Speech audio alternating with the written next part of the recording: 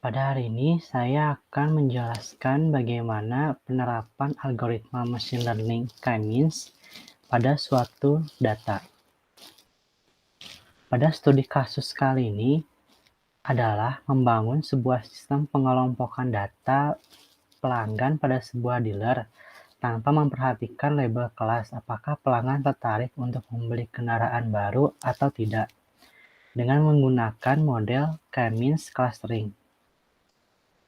Sistem akan membaca file CSV, lalu diolah dan menghasilkan pengelompokan berdasarkan kolom yang dipilih.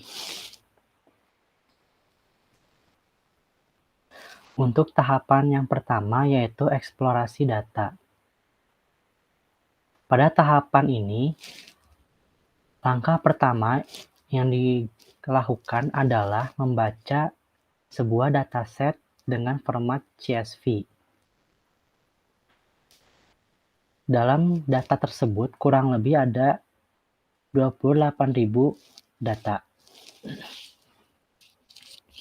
Selanjutnya adalah membaca info dari data tersebut. Bisa dilihat bahwa dataset tersebut memiliki beberapa tipe data seperti integer, object, dan float. Selanjutnya adalah mengecek data yang kosong dengan menggunakan format tersebut. Bisa dilihat bahwa ada beberapa data yang kosong pada setiap kolomnya. Langkah selanjutnya di tahap eksplorasi ini adalah mengecek outlier. Pada tahapan ini, saya memilih kolom premi dan kolom kode daerah.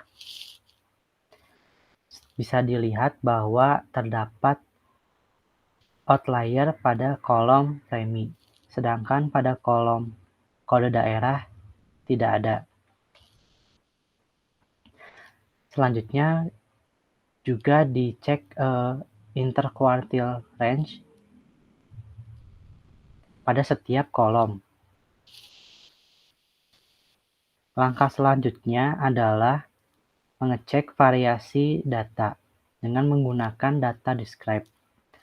Pada tampilan tersebut menampilkan beberapa informasi data seperti rata-rata, minimal, maksimal, dan kuantil. Langkah selanjutnya adalah korelasi antara dua kolom, yaitu kode daerah dan premi. Bisa dilihat bahwa korelasi antara kolom kode daerah dan premi menghasilkan beberapa pencilan atau outlier. Setelah melakukan eksplorasi data, tahap selanjutnya adalah persiapan data. Persiapan data dilakukan untuk mempersiapkan data yang perlu dan tidak perlu untuk diproses. Ada beberapa tahapan untuk mempersiapkan data, di antaranya sebagai berikut. Yang pertama adalah menghapus kolom yang tidak dipakai. Pada studi kasus ini, saya mendrop kolom selain dari kolom kode daerah dan kolom premi, maka menghasilkan hanya 2 kolom saja. Selanjutnya, tahapan encoder, yaitu merubah string menjadi integer.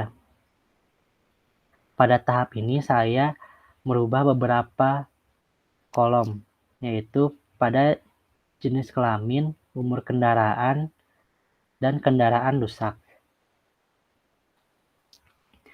Bisa dilihat bahwa pada jenis kelamin pria saya buat menjadi 1 dan wanita menjadi 2. Yaitu lalu pada umur kendaraan saya buat jika kurang dari 1 tahun menjadi 1, lebih dari 2 tahun menjadi 2, dan 1-2 tahun menjadi 3. Selanjutnya pada kendaraan rusak, yaitu saya buat pernah menjadi 1 dan tidak menjadi 2.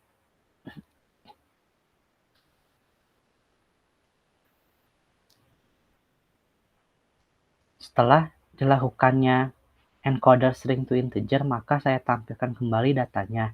Bisa dilihat bahwa data yang sudah berubah menjadi integer akan ditampilkan pada tipe data. Langkah selanjutnya adalah menghapus missing value. Menghapus missing value ini digunakan untuk merapikan dan membersihkan data yang kosong dengan menggunakan dropna. Bisa dilihat setelah menghapus data yang kosong, maka data tersebut berkurang menjadi sekitar 25.000 data. Selanjutnya, setelah melakukan drop missing value, langkah selanjutnya adalah scaling. Scaling yaitu merubah nilai menjadi antara 0 dan 1. Pada tahap ini saya merubah nilai pada kolom premi dan kolom daerah menjadi antara 0 sampai dengan 1. Bisa dilihat bahwa setelah ditampilkan bahwa angka dari kolom tersebut berubah range-nya menjadi 0 sampai 1. Lalu saya tampilkan kembali box plot untuk melihat outlier-nya. Setelah ditampilkan, maka ada outlier di kolom premi.